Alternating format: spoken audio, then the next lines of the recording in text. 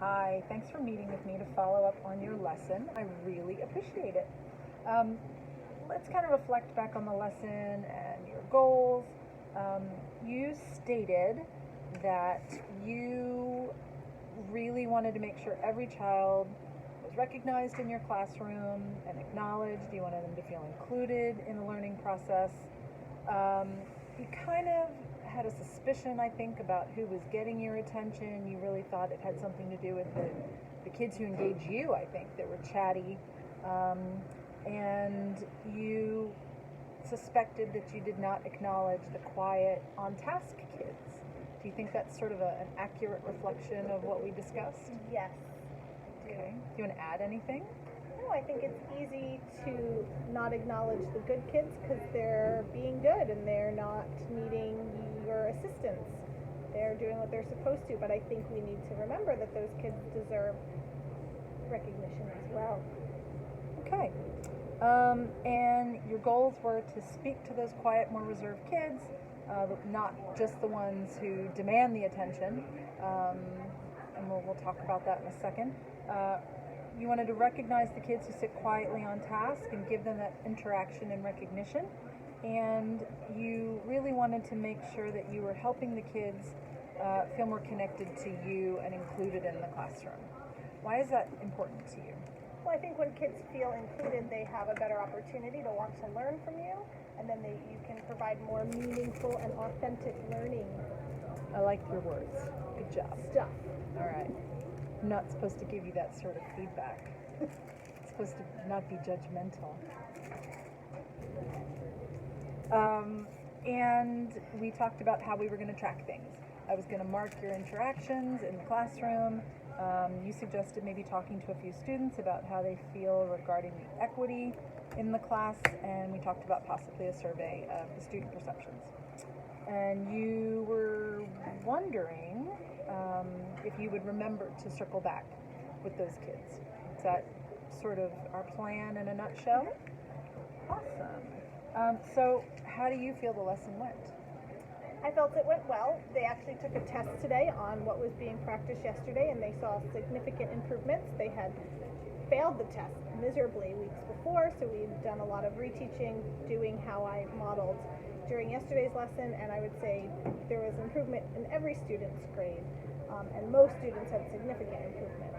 And yesterday's lesson was challenging because there was one student who was particularly demanding of my time and needing lots of reassurance and lots of, just wanting to make sure he did it right. So I think that impacted my ability to meet some of those quiet ones because he was constantly, is this right? Is this right? Is this right? Is this right? Is this right?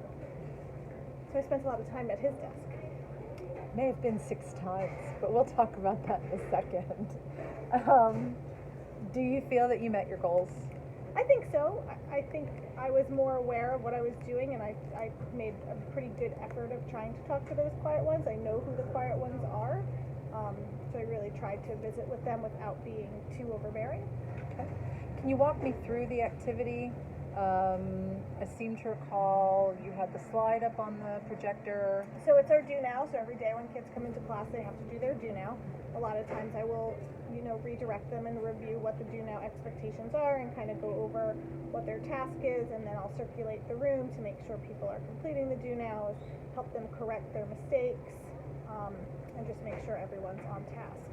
Okay, and do you suspect that there was an equity issue? We're going to look at the data in a second and kind of dig into it, but what are your suspicions? I think I was more attentive to the one student's needs, mainly because he was demanding of, not in a negative way, but he really wanted to do well on the test and improve his grades, so he was really making sure he was getting the concept. So he was the squeaky wheel in the room, and the squeaky wheel gets the oil, so he called me, I went.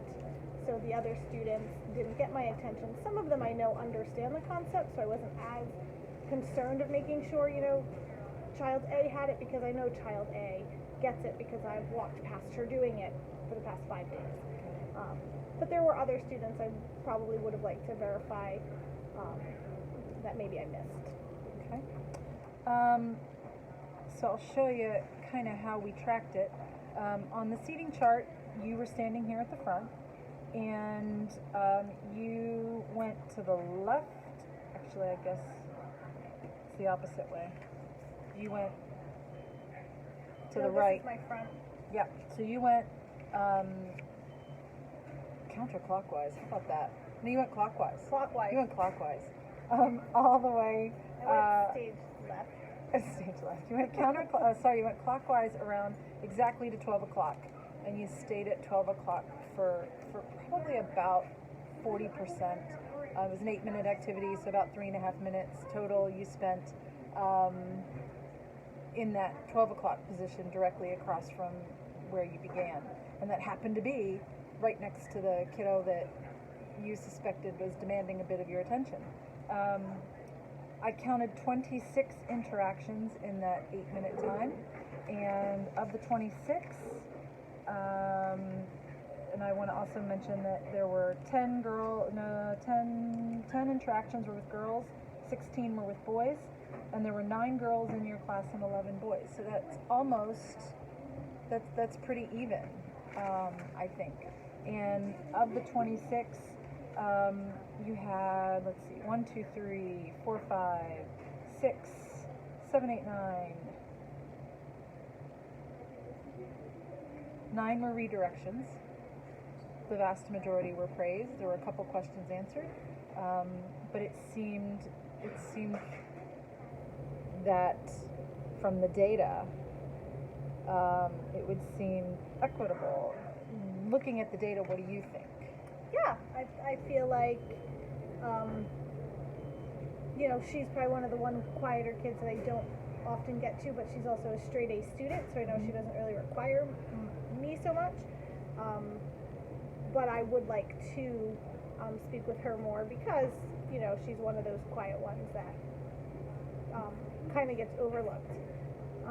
Were there any surprises on this when you look at the numbers and think, because you were really focusing on those quiet kids, you felt that they weren't getting the best of you maybe or the most exposure to you because they were quiet and on task. When you look at how the data is spread out, are there any ahas or wonderings or light bulb moments or anything when you look at the data?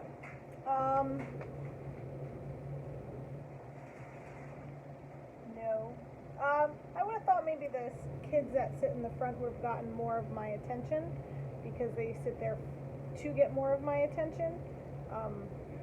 I think today that one student was not normally as demanding, but I wonder if because he was so demanding that day, they didn't get as much of my attention as they normally do.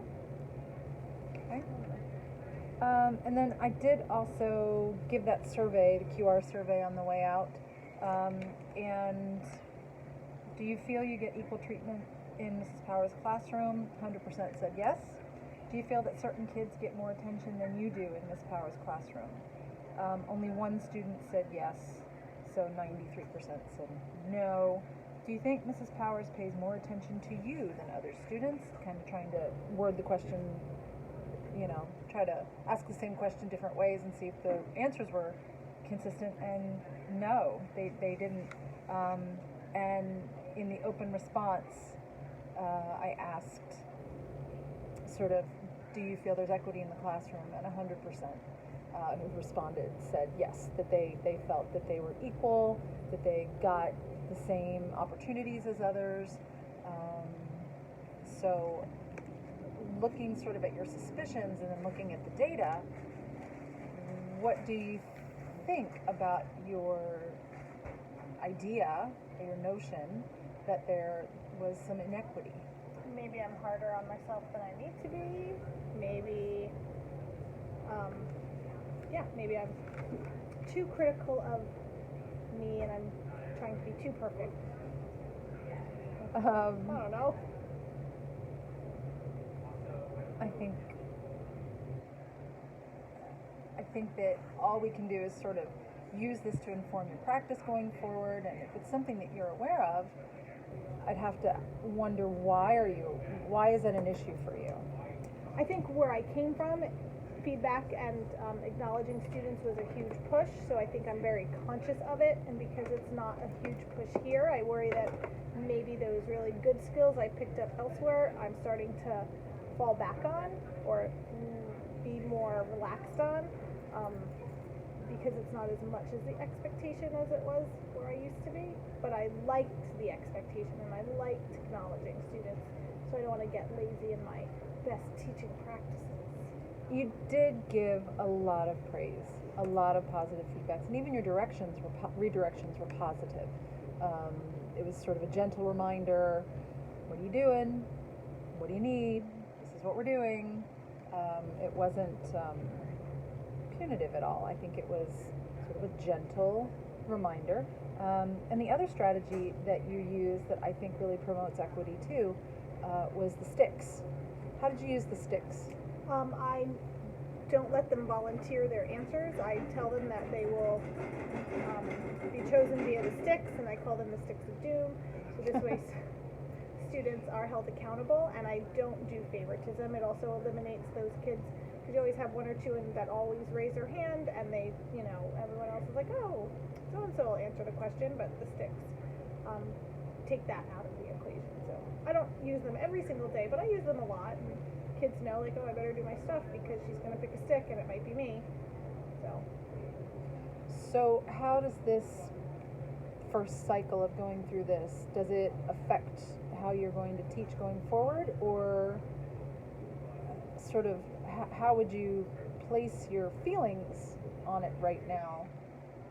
Is it going to change what you do, or I think it will remind me just to continue doing what I'm doing and to be, I think I was very aware to do it because you were there and it felt good to do it, but I just need to remember to always do it. Okay, and the reminders, you were concerned that you weren't going to circle back to those quiet kids. Now seeing the data and seeing that those quiet kids don't feel forgotten, are you still concerned about that? No. Obviously, I should not be, because it does not appear to be an issue, so I just need to make sure that because it's not an issue now, it doesn't become an issue in the future. Sure. Thank you. I appreciate your time. You're welcome.